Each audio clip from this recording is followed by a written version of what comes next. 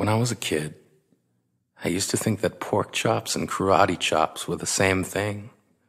I thought they were both pork chops. And because my grandmother thought it was cute, and because they were my favorite, she let me keep doing it. Not really a big deal.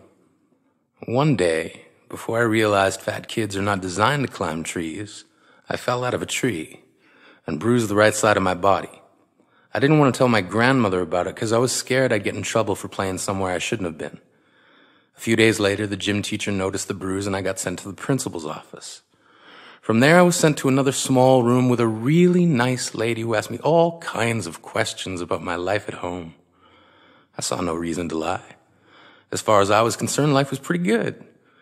I told her whenever I'm sad, my grandmother gives me karate chops. This led to a full-scale investigation, and I was removed from the house for 3 days until they finally decided to ask how I got the bruises. News of this silly little story quickly spread through the school, and I earned my first nickname, Pork Chop. To this day, I hate pork chops. I'm not the only kid who grew up this way, surrounded by people who used to say that rhyme about sticks and stones. As if broken bones hurt more than the names we got called, and we got called them all. So we grew up believing no one would ever fall in love with us, that we'd be lonely forever, that we'd never meet someone to make us feel like the sun was something they built for us in their tool shed. So broken heartstrings bled the blues as we tried to empty ourselves so we would feel nothing.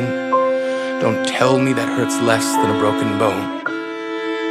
That an ingrown life is something surgeons can cut away, that there's no way for it to metastasize, it does.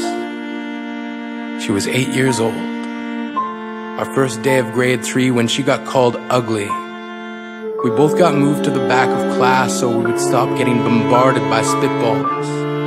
But the school halls were a battleground where we found ourselves outnumbered day after wretched day. We used to stay inside for recess because outside was worse. Outside we'd have to rehearse running away or learn to stay still like statues, giving no clues that we were there in grade 5. They taped a sign to the front of her desk that read, "Beware of dog." To this day, despite a loving husband, she doesn't think she's beautiful because of a birthmark that takes up a little less than half her face. Kids used to say she looks like a wrong answer that someone tried to erase but couldn't quite get the job done. And they'll never understand that she's raising 2 kids whose definition of beauty begins with the word mom, because they see her heart before they see her skin, because she's only ever always been amazing. He was a broken branch grafted onto a different family tree, adopted. Not because his parents opted for a different destiny. He was 3 when it became a mixed drink of 1 part left alone and 2 parts tragedy. Started therapy in 8th grade.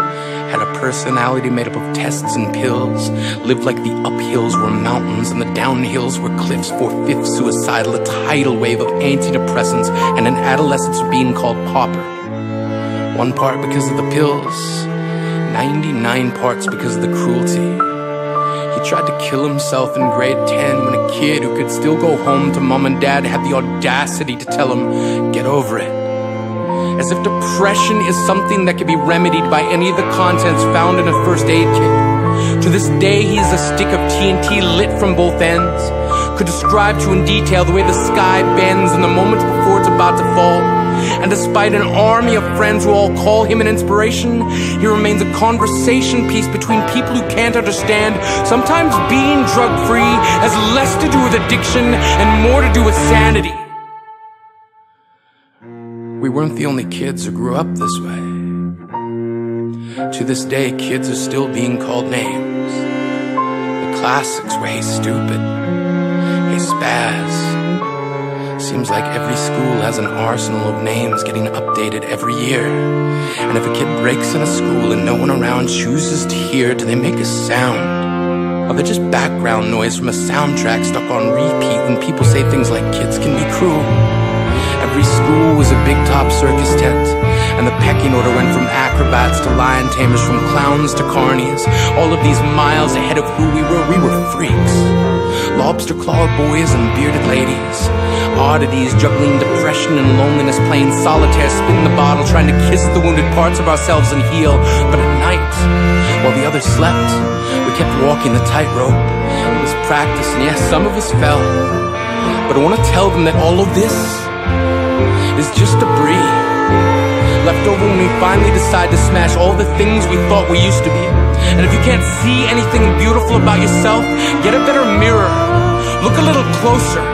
Stare a little longer. Because there's something inside you that made you keep trying despite everyone who told you to quit. You built a cast around your broken heart and signed it yourself. You signed it. They were raw. Because maybe you didn't belong to a group or a clique. Maybe they decided to pick you last for basketball or everything. Maybe you used to bring bruises and broken teeth to show and tell but never told. Because how can you hold your ground if everyone around you wants to bury you beneath it? You have to believe that they were wrong. They have to be wrong. Why else would we still be here? We grew up learning to cheer on the underdog because we see ourselves in them. We stem from a root planted in the belief that we are not what we were called. We are not abandoned cars stalled out and sitting empty on some highway. And if in some way we are, don't worry. We only got out to walk and get gas. We are graduating members from the class of We Made It.